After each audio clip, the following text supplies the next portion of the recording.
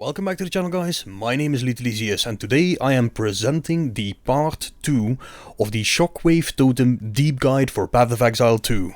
In this video we will be exploring a deep guide for Twink leveling, getting your character from the very first level through the story step by step.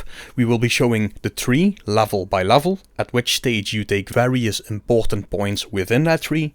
We will be showing Twink leveling gear from the very first level all the way through the story. First, a bit of a showcase showing you guys how it performed throughout the story, and after that, we'll dive right into it, guys.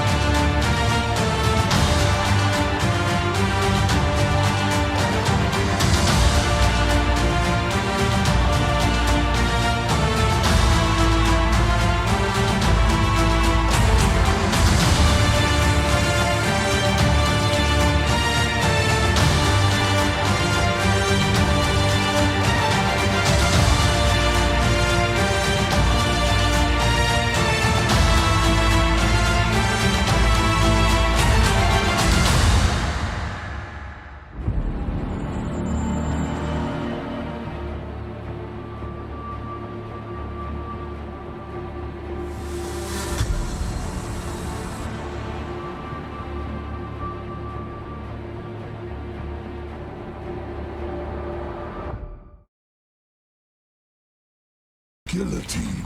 Drops.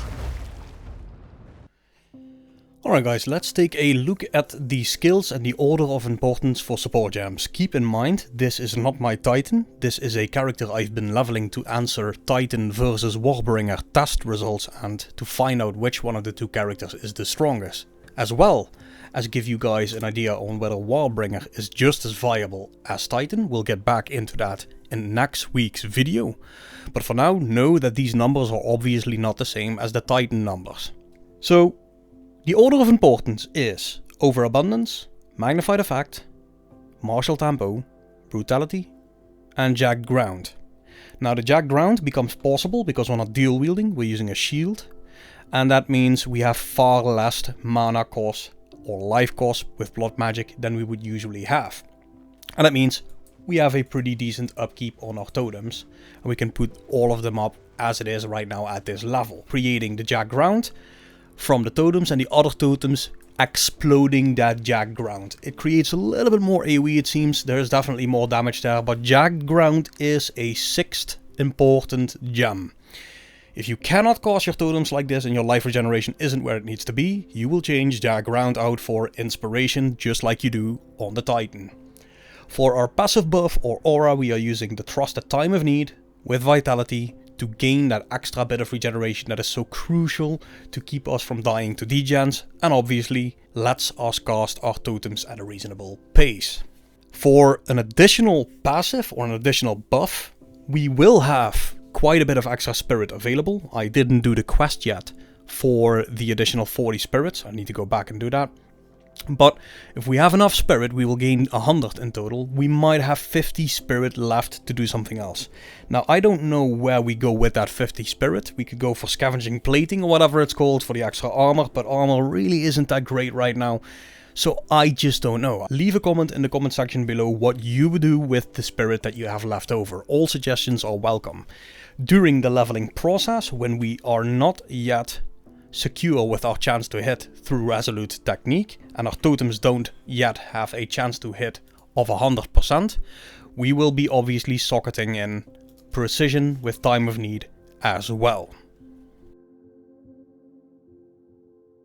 Let's take a look at the Twink leveling gear. This is an important section and you guys are going to notice that a couple of things will be coming back throughout all upgrades. One of those things is going to be mana regeneration rate, because the skill is very mana hungry before we go to conversion tactics on the tree and to blood magic. And you will see flat damage to attacks return as well. Now I have sectioned this off from the lowest level to higher levels, and past a certain point all you'll be doing is just upgrading the versions of the gear you have to better versions as you see fit. I'll explain what that means in a little bit, but let's go over the level 1 items that we can use right away and how to use these items for leveling. Personally, I've chosen for Ghost Wraith, I'm hoping I'm saying that correctly, which is a energy shield based item. You could go for something like Code of Red, which is a life based item. Both have advantages and disadvantages. The advantage of going for energy shield means you can step away from combat and just heal up, which I kinda like. The disadvantage is your life flask means absolutely nothing. You run out of energy shield, you have a problem. Whether you go for life or energy shield, I leave up to you. I'm just presenting the options. Boots, grab yourself a pair of luminous pace, because early movement speed helps you a lot. The game feels pretty slow as is, so you don't want to be slowing yourself down more by not having movement speed boots. You can grab these and all of these other items for just 1x. Glowsworn, you can use those from level 1 and onwards. You can use 2 of them, and what it means is you will never be running out of mana. Another item is Maginord's Girdle. What you're looking for here is the highest possible strength. Some cold res is nice, but strength is pretty much where it's at, because you want to be able to wear items later on, and this belt will be used for quite some time throughout the story mode. A super basic club, make sure it has the highest possible flat damage that you can get on it, because this is the item we will be using up until level 6 when we gain access to our Shockwave totem. Now, early leveling consists of probably Earthquake, that's what I used, with faster attacks or martial tempo, whatever you want to call it, and less duration or fast forward. And you'll be slamming the ground in front of you and then moving through the area that you slammed, and the enemies behind you that are following you will be then hit by the second shockwave of Earthquake. It's not ideal, but it levels you smoothly to level 6, where you gain access to your shockwave totem. For the amulet early on, what you can do is grab the Azure type amulet, which gives you the extra mana regeneration rate. That is a very powerful thing to have early on, because once we start spamming totems, we're gonna need that mana regen, trust me. Now this is when you start getting around that level 5-6 mark, and when you start to gain access to your shockwave totem. When you gain access to your shockwave totem, you want extra levels from the get-go. This hammer is going to provide you with +2 to the level of all melee skills right away. This helmet, which I did not use during my own leveling, but I found out about yesterday when I dropped it in a map, is very decent because it gives +1 to the level of all skills. I would imagine that's the case for the shockwave totem as well. So right away we gain access to a level 4 gem by using this and the basic gem. Huge power increase. Now at level 6 we also gain access to Yarn Griper, and I'm sure I'm saying that totally wrong. So Yarn Griper gives you flat physical damage to attacks, one of the things we want, and attack speed. Keep in mind, attack speed on the weapon does not influence your totems. Attack speed on other pieces of gear does influence the speed at which your totems attack. Then, at around level 4, we gain access to Iron Rings. Once again, make sure you got some mana on there and some mana regeneration rate and some flat physical damage to attacks. The other stats on there, such as Dex, are very nice for some extra accuracy. They may also help you gain access to things like Martial Tempo and Overabundance as a support, because they require Dex. So it all fits together neatly. Then at around level 10 to level 11, you gain access to the Wanderlust boots. Now just grab yourself a pair, socket them and slam them with a vial if you have the currency to waste. They're just 1 exalt each, but it might give you some access to some interesting stuff, being more energy shield, or some more resistances if you need them, and 20% movement speed from the get-go, guys, is so good. Never gonna be affected by slows or, chilled ground or something like that, just too good. Then we gain access at level 15 to better steel rings, and once again, mana regeneration rate is gonna be key here. If you feel that the flat damage here isn't needed or you're running out of mana, try and find another ring like this with another flat damage and mana regeneration rate, because it's going to help you a lot. At around level 14-15, we also gain access to +3 to the level of all melee skills.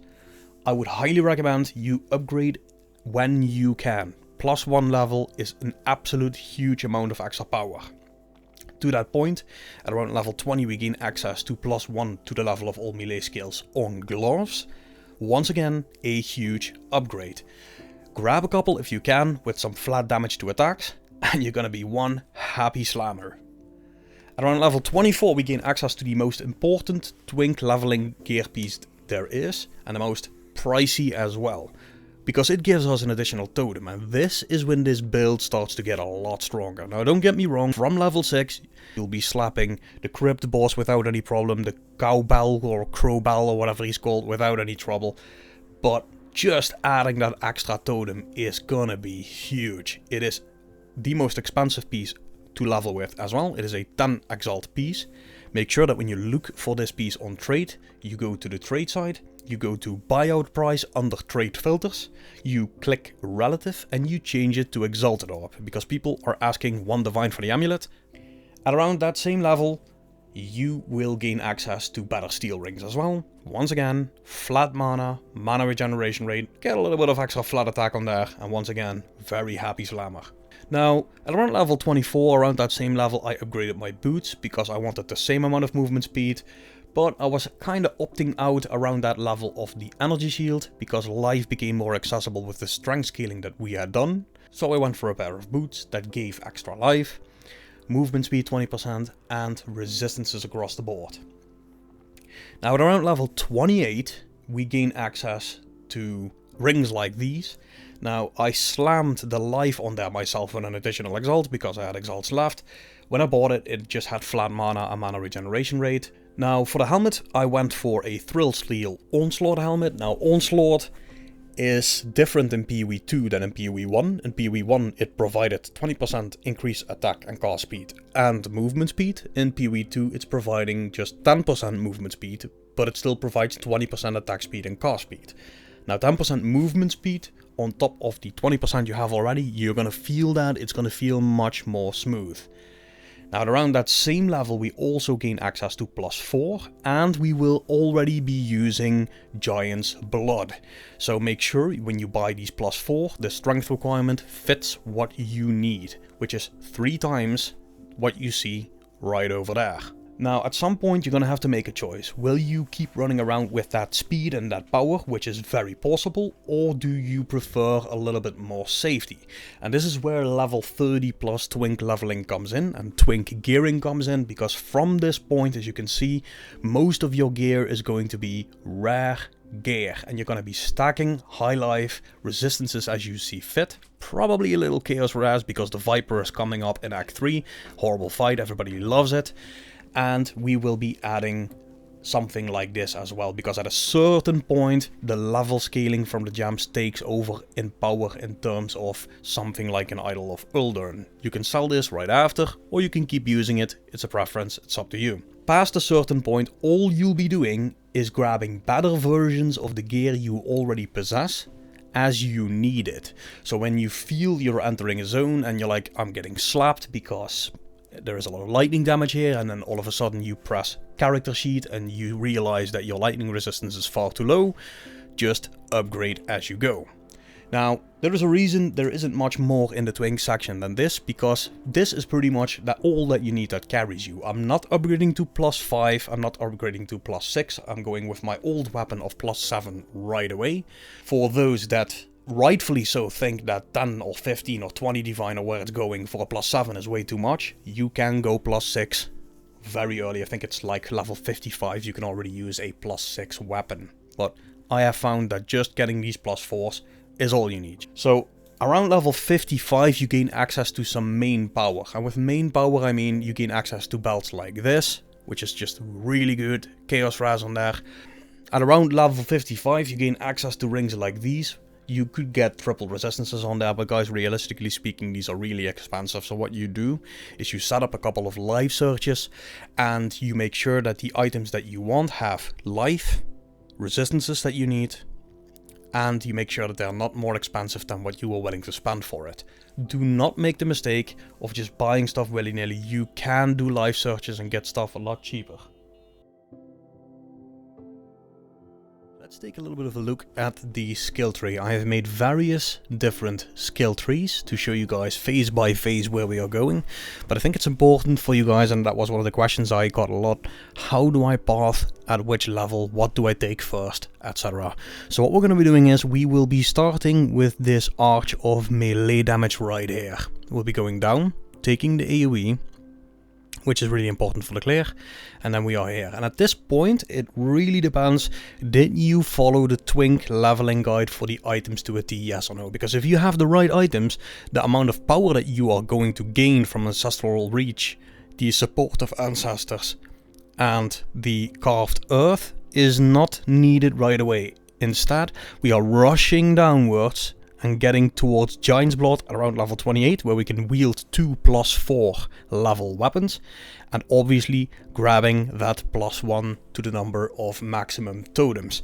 Now keep in mind, together with being capable of wielding the double +4 weapons, we also gain access to the Idol of Uldern at level 24. So gaining an additional totem plus the gem overabundance gives us 4 totems at this stage already.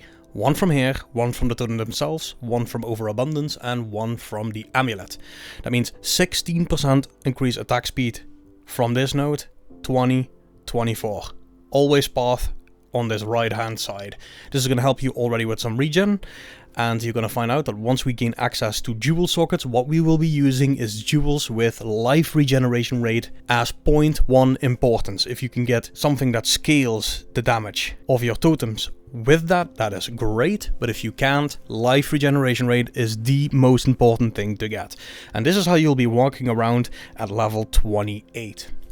Now the next thing we'll be doing is, you guessed it, grab jewel, and start taking the totem nodes, because at this point we'll take this one first. Totem placement speed feels slow. It's manageable, but it's slow. So we're going to be taking Ancestral Reach, with the totem placement speed nodes, and then we're going to take the left hand side all the way up towards supportive ancestors.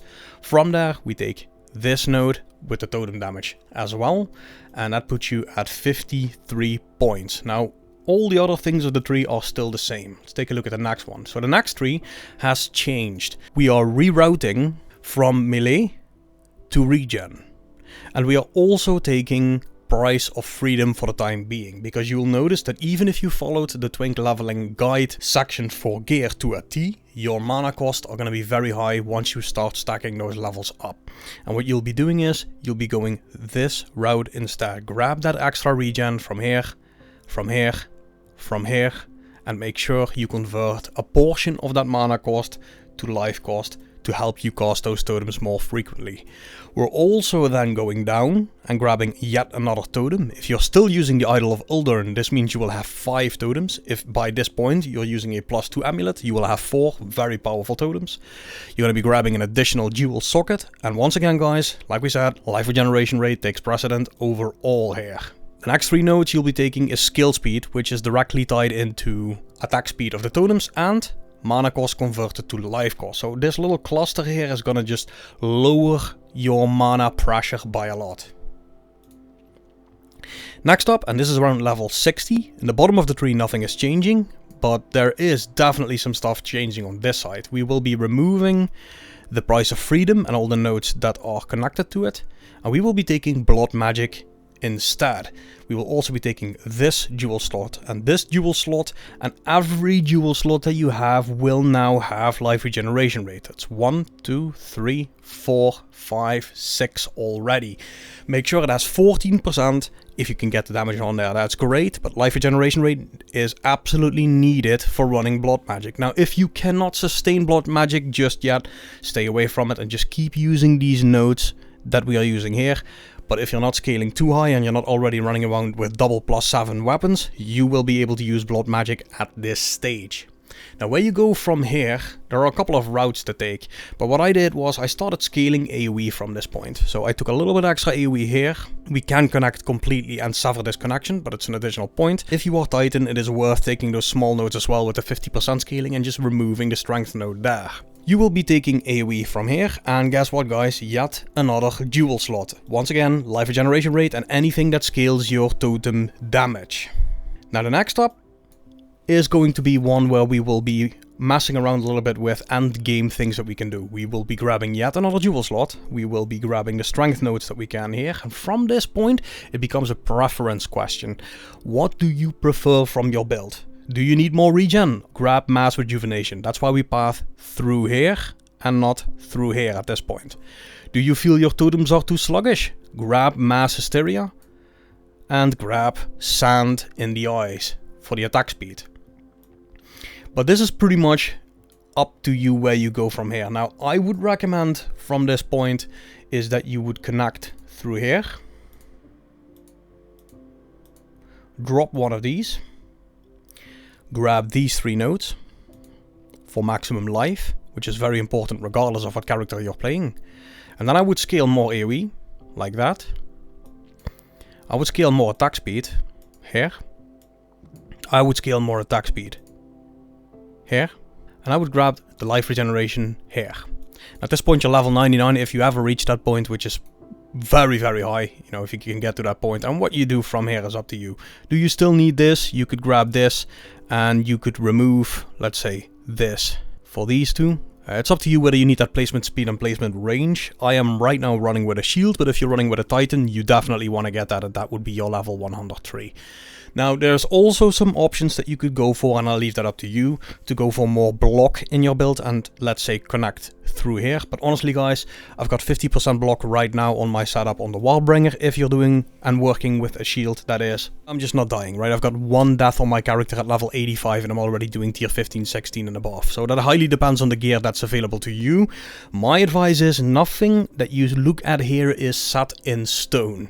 You will be going for whatever you feel you need to do to make your character feel good. You got 2 points here, by the way, guys.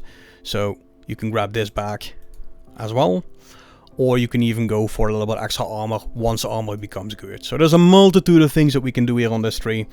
I leave it up to you where you go with this. If you have a different approach or you think we should do things differently, for instance, we could scale jagged ground on here as well, let me know. But for me, this is what makes sense at this stage in the game right now. Alright guys, as you can see, we've only died once up until level 85. Now there is a case to be made for me having very decent gear already, obviously from my previous character. But that argument doesn't hold water in early leveling, so I believe the Twink leveling information in this video is going to help you like it helped me level your character up without dying at all. The one death that you guys saw in the showcase, admittedly a pretty funny one, wasn't necessary at all. So I want to thank you all once again for watching this video. Next week we are going to dive into Warbringer VS Titan, because I believe there is a case to be made for each character. One defensively with a lot of power, one with even more power, but far less defenses. Now if you like this kind of videos guys, leave a thumbs up, subscribe, leave a comment under the channel as well, it really helps the channel grow. Thank you so much again for watching. The last video has been spectacularly viewed at over 65,000 times. Absolute insane numbers for me guys, thank you so much. I'm gonna see you all on the next one. Have a great evening guys, and catch you on the next one.